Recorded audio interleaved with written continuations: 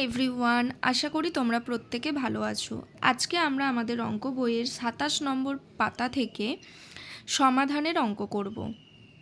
দেখো 6-এর কয়ের অঙ্কটা কি বলেছে, তোমাদের বাংলা বইয়ে 125টি পৃষ্ঠা রয়েছে, ওই রকম 15টি বইয়ে মোট কটি পৃষ্ঠা থাকবে। একটি বইয়ে অর্থাৎ একটাতে কতগুলি পাতা আছে বলে দিয়েছে, ওরকম আরও 15টি বই আছে, তাহলে মোট কত পাতা থাকবে সেটা জানতে চেয়েছে।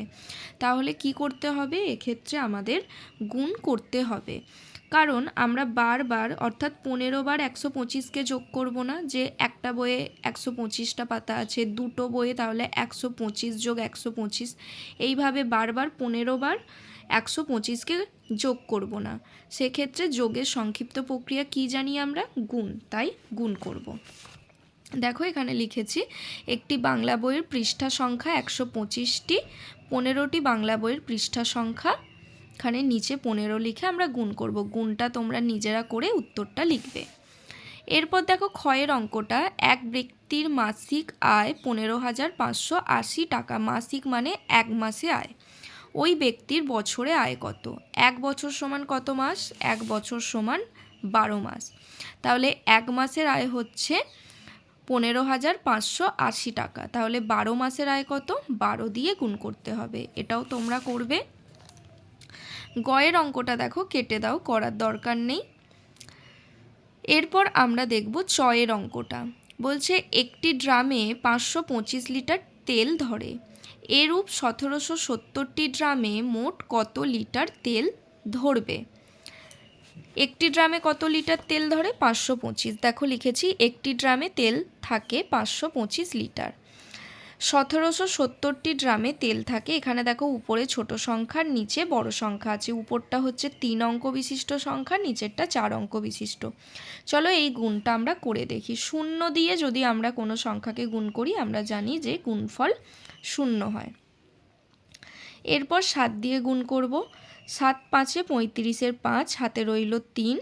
7 2-এ 14, 14 15 16 17, 17 7, হাতে রইল 1।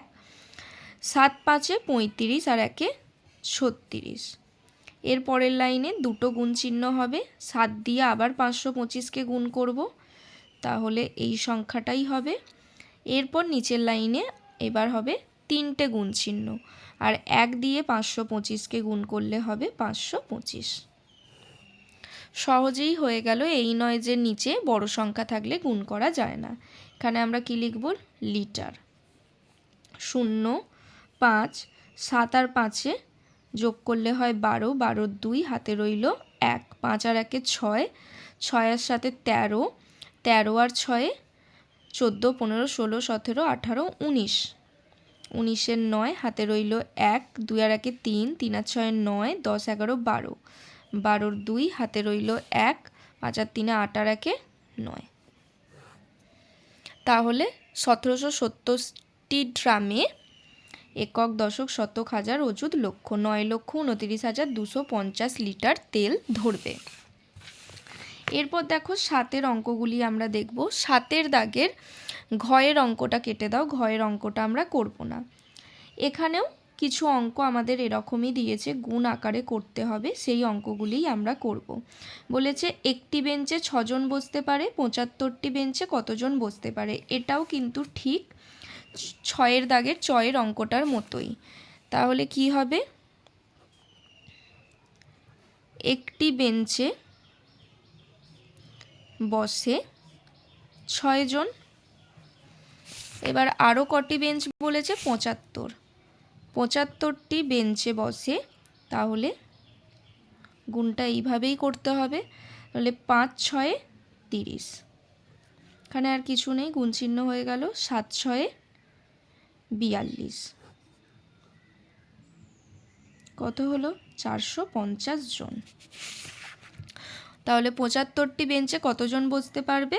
75টি বেঞ্চে 450 জন বসতে পারবে।